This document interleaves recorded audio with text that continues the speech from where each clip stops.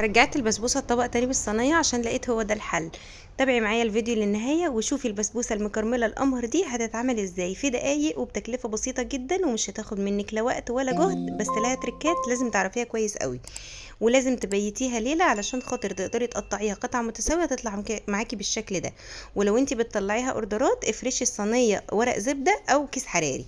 تعالي بقى هاتي كسرولة على النار، حطي فيها تلتين كوبايه سكر وربع كوبايه ميه ومعلقه عسل جلوكوز. قلبيهم مع بعض على النار، هيبداوا يغلوا على نار متوسطه. لما تبدا تعمل رغوي كده خلاص اعرفي ان هو هيتكرمل بسرعه وهيتحول للون الذهبي ده.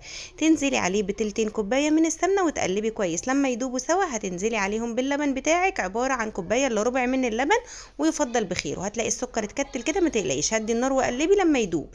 هتسيبيه لما يبرد خالص، تحطي عليه بقى كوبايه ونص من السميد ونص كوبايه جوز هند ونص باكو بيكنج باودر. قلبي الحاجات الناشفه على بعضها وانزلي عليها بقى بالخليط بتاع الكراميل ده بعد ما برد. قلبيهم كويس قوي وتكوني مجهزه صينيه مقاس 28 مدهونه بالسمنه.